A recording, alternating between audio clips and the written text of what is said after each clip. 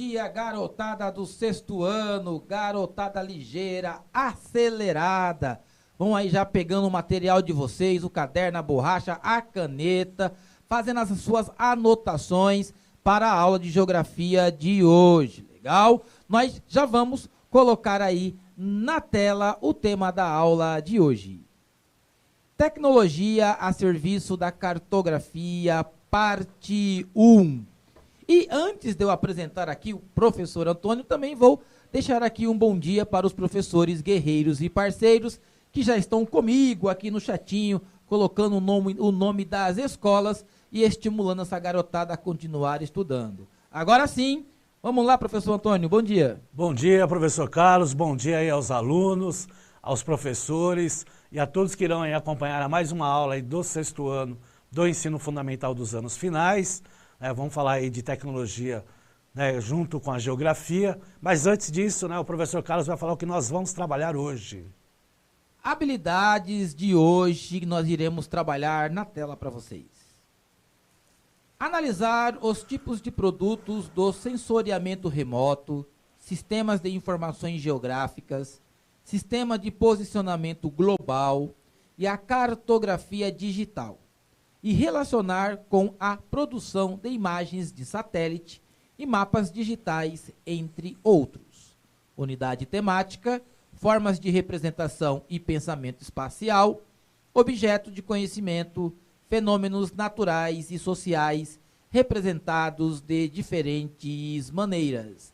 E aí, já para a galerinha começar já a pensar no tema da aula de hoje, tem um vídeo muito sério para vocês. Assistam.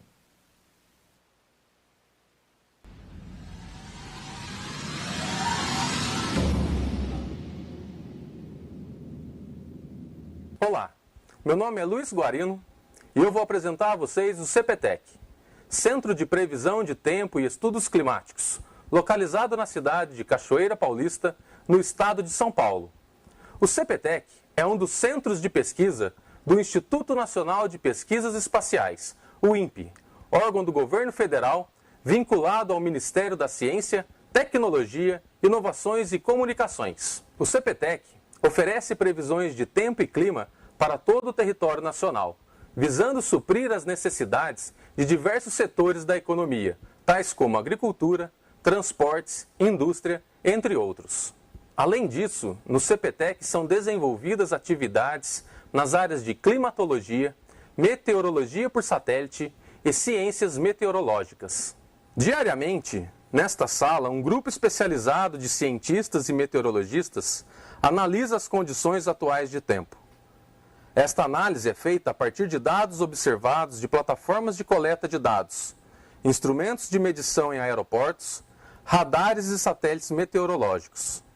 Utilizando modelos numéricos de previsão de tempo, processados por um supercomputador, combinados à expertise do grupo de meteorologistas, são realizadas as previsões de tempo para os próximos 7 dias para todo o território brasileiro. Além disso, uma previsão estendida para até 15 dias é realizada usando apenas os resultados do modelo de previsão. O CPTEC, através do grupo de previsão climática, fornece resultados processados pelos modelos globais atmosféricos e acoplados para o Grupo de Trabalho de Previsão de Clima do Ministério da Ciência, Tecnologia, Inovações e Comunicações. Os resultados dos modelos são comparados à série histórica de dados observados de mais de 30 anos, para que anomalias de precipitação e temperaturas máxima e mínima sejam obtidas. Mensalmente, é feita uma reunião climática com a colaboração de diversos institutos e centros de pesquisa do país, realizando a previsão de clima por consenso para os próximos 3 meses. Para as atividades operacionais de previsão de tempo e clima, há o auxílio de um supercomputador. Este supercomputador, denominado Tupã, já foi o 29º supercomputador de maior capacidade de processamento do mundo. Tupã, do Tupi-Guarani, na língua tupi, significa trovão. Para os Tupi-Guarani, Tupã é o responsável por controlar o tempo, o clima e os ventos. Com maior capacidade computacional, é possível aumentar a resolução espacial dos modelos, fornecendo uma previsão mais confiável.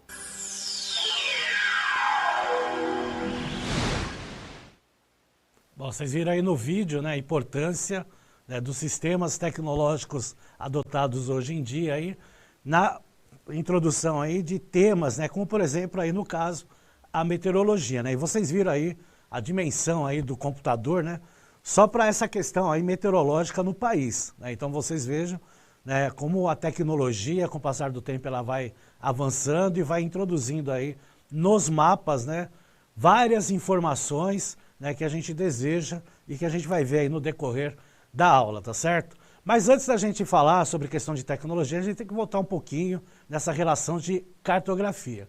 Então vamos acompanhar aí na tela, né, a cartografia, né, essa palavra, ela tem origem na língua portuguesa, né, em 1839, né, de uma correspondência aí do segundo Visconde de Santarém, né, que mandou lá uma carta em 8 de dezembro de 1839 ao historiador brasileiro. Ele estava em Paris, né, e ele mandou aí uma carta, né, para o historiador brasileiro Francisco Adolfo de Van Hagen, né, e aí essa data, né, ela ficou internacionalmente conhecida aí, né, como essa data aí da palavra cartografia. Então, na verdade, né, a palavra é próxima aí de carta, e era muito utilizada essa questão, né, de mandar, né, registros através de carta, né, dos mapas, né, e da localização e do percurso que as caravelas faziam, né, no decorrer do tempo.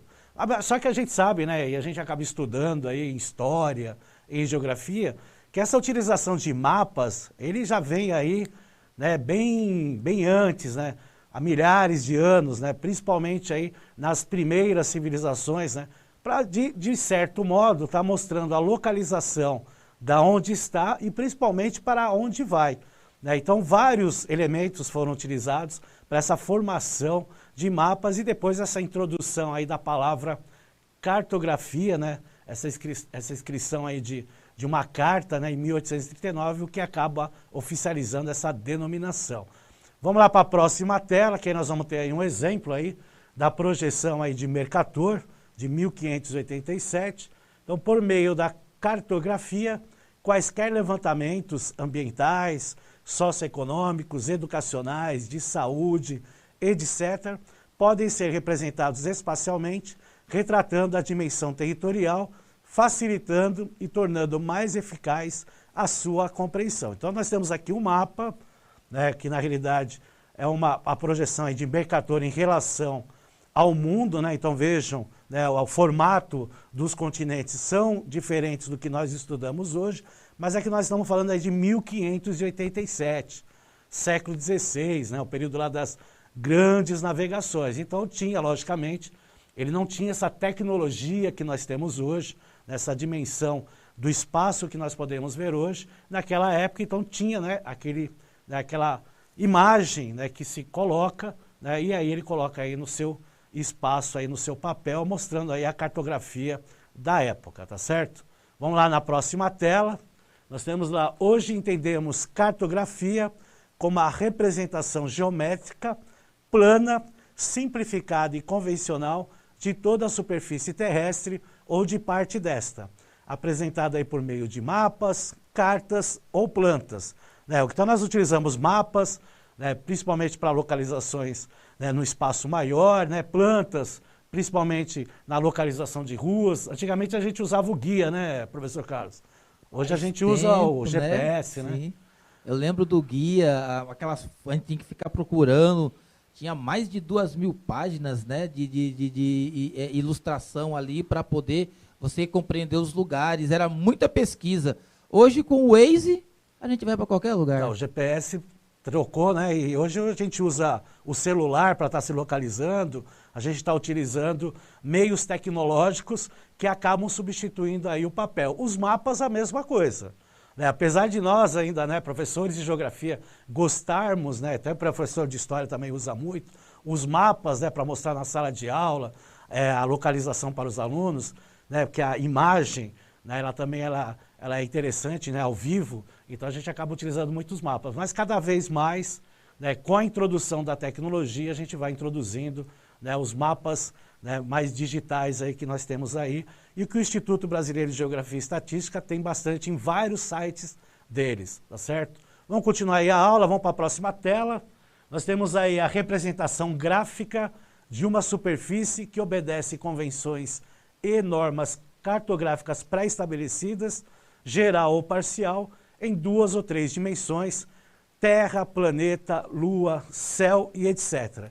E sempre lembrando, né, o formato da Terra, né, colocando para o plano, sempre vai ter as suas deformações, né? Então, a gente transfere um formato, né, circular, vamos dizer assim, né, para ser mais convencional, para um plano, né, e aí, né, ele tem sempre lá as suas dimensões alteradas. O que não pode alterar, né, é o espaço correto na qual cada ponto está identificado. Vamos lá para a próxima tela, que aí tem a imagem do globo terrestre, né? Então nós temos aí o globo terrestre, que logicamente, né, se a gente for ver nessa questão de visualização, né, é uma representação mais original, né, mais, né, do que é realmente o planeta, a Terra até, né, a sua posição, como ela fica.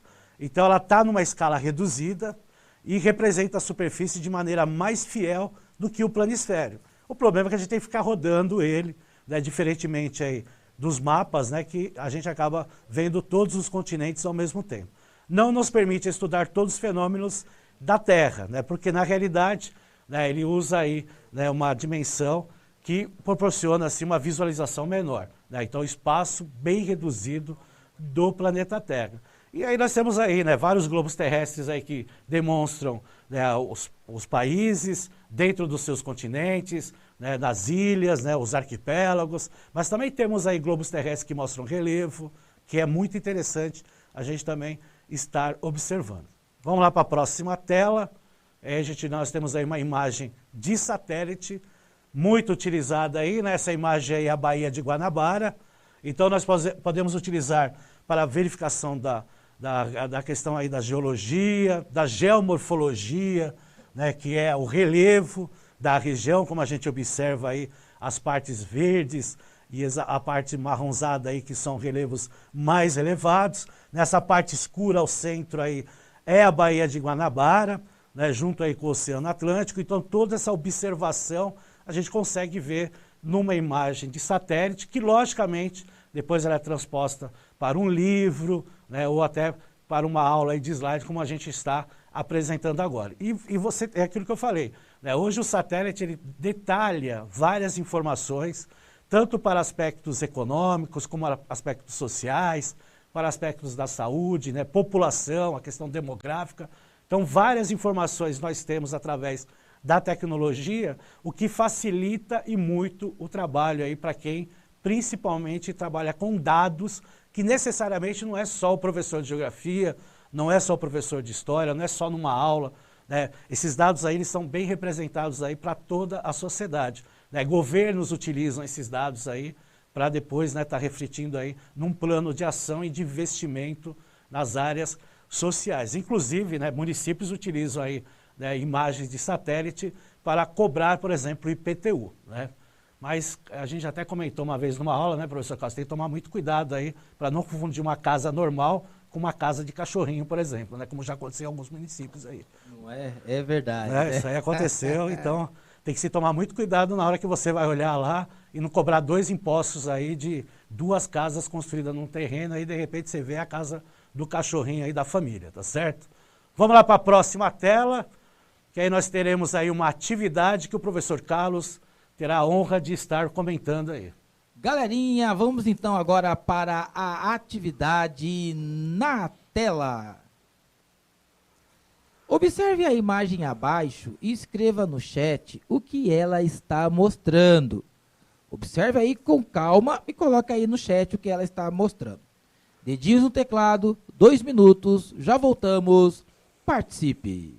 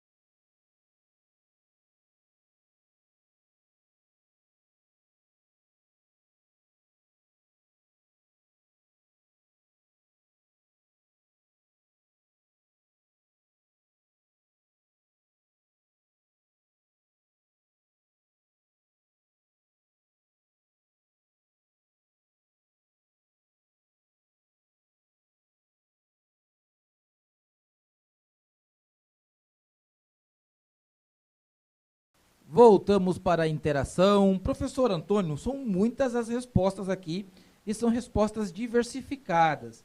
Nós temos, por exemplo, aqui os alunos da escola Urias Braga Costa, eles colocam que eles estão enxergando uma cidade com lagos, parques e ruas.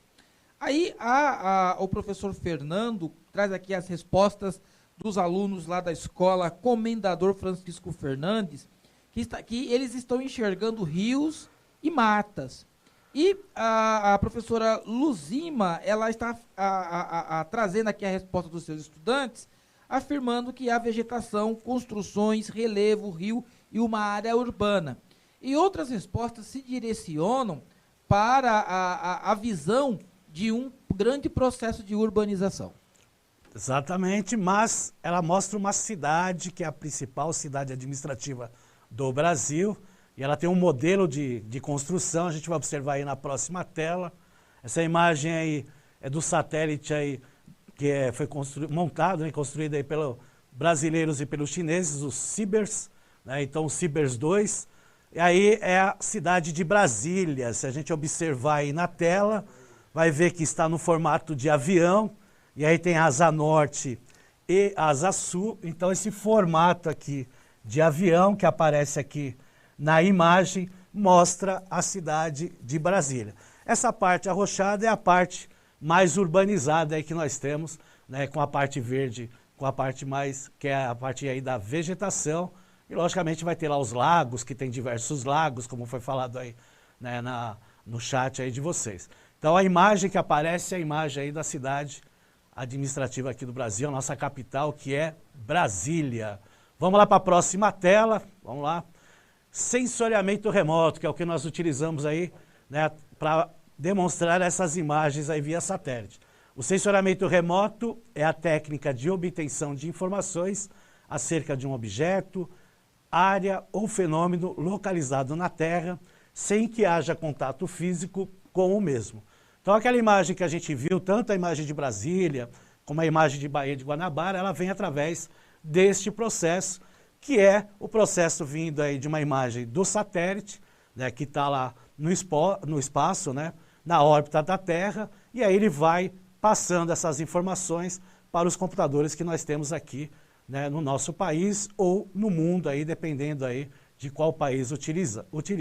Na próxima tela a gente vai ver como é que é mais ou menos esse trabalho aí. Então, satélites artificiais são plataformas estruturadas para suportar o funcionamento de instrumentos de diversos tipos e, por isso, são equipados com sistemas de suprimento de energia, painéis solares, que convertem a energia radiante do Sol em energia elétrica e armazena em baterias de controle de temperatura, de estabilização, de transmissão de dados, etc. Então, a gente está observando aqui o satélite no espaço, ele pega a informação na Terra, né, e dessa maneira aqui, ele transporta para a antena receptora que vai, né, transportar essa imagem para o computador e aí, né, com essas cores, ele vai transformar aquela imagem de diversas cores, como mostrou aí na imagem, na imagem que ele estava observando.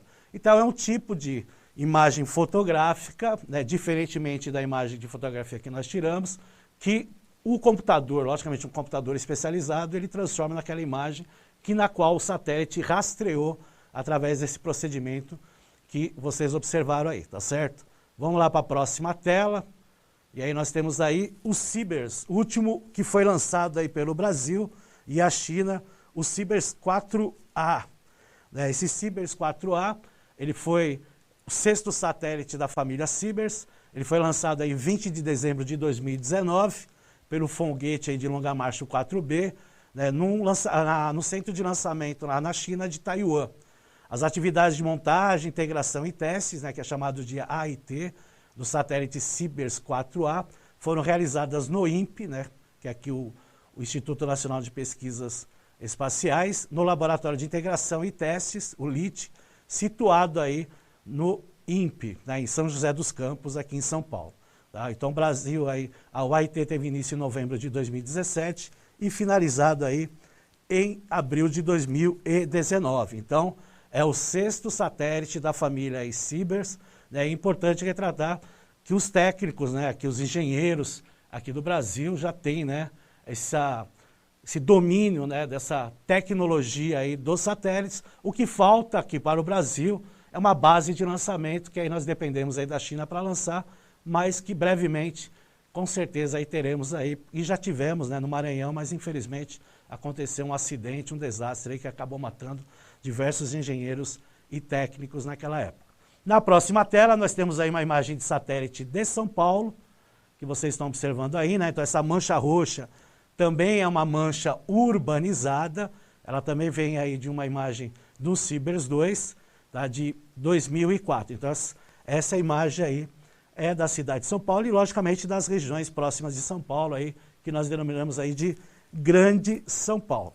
Agora nós vamos entrar num link, né, num site que é do Google Earth, né, nós vamos estar entrando aí, tá, vai estar lá, né, para vocês aí no repositório, e nós vamos ver aí a Terra à noite, tá? Então nós vamos explorar, né, interessante essas imagens porque ela vai acabar, né, mostrando várias imagens aí de várias cidades à noite, né, a luminosidade delas, tá? Então as luzes acesas à noite e a NASA, né, ela faz essas pesquisas que podem ser, né, por questões populacionais, questões econômicas. A primeira delas é de Tóquio à noite, né? Então esse ponto amarelo que está mostrando aí na região, né, nordeste aí da Ásia, né, está mostrando aí o Tóquio como sendo aí uma das cidades mais populosas e iluminadas do mundo, tá? E nós temos aí a luminosidade nessa cidade. Nós vamos ter uma outra cidade bastante iluminada aí, né? Na realidade é o Rio Nilo, né? Então o Rio Nilo também tem aí, né, uma projeção bem iluminada aí, né? Tanto no seu, né, de todo o seu leito aí, né, até a sua foz, né, lá no delta do Rio Nilo, bastante iluminado aí à noite.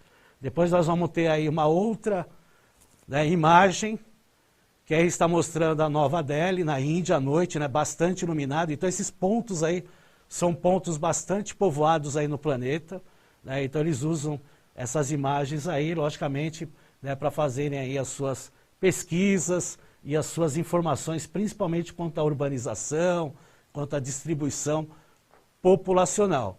Nós temos aqui Nova York, né, sendo aí também considerada aí uma das cidades mais populosas, né, e aí também com uma iluminação, né, bastante, né, abrangente, né. Tem aí os Estados Unidos no seu geral, né, uma parte aí dos Estados Unidos, a parte central, a parte leste, e vejo que é tem bastante luminosidade aí, né, então, né, uma concentração populacional, principalmente nessa região leste dos Estados Unidos. E para finalizar, nós temos aí Hong Kong à noite, né, que também é bastante iluminada. Então são algumas aí dessas imagens que nós podemos estar observando, né, que é interessante porque, né, dá uma outra visualização de imagens, né. No caso aí, essa luminosidade mostra a grande concentração urbana, né, que se tem nessas regiões, né, e a importância dessas cidades, né, no aspecto econômico, no aspecto social, no aspecto político, no geral aí, que a gente acaba estudando, tá certo, pessoal? Infelizmente o tempo acabou, entre aí no Saiba Mais, faça uma pesquisa aí, né, é o site aí do Cibers, né, tem bastante informação aí dos nossos satélites aí, né, que é importante retratar isso aí. Quero agradecer aí a participação de todos no chat, agradecer a participação aí na aula, quero agradecer novamente a parceria aí do professor Carlos. Obrigado, professor. Legal, imagens muito bonitas, né? Aí olha como a tecnologia nos ajuda muito a ensinar geografia para essa garotada. E aí, garotada, vocês vão começar a estudar, vão lá no Google Maps, no Google Earth, peguem lá o mapa da sua cidade, da sua região, explorem mais essa questão aí da cartografia. Bom trabalho para os profs, bom estudo para a garotada, avalie a aula no final. Até a próxima aula.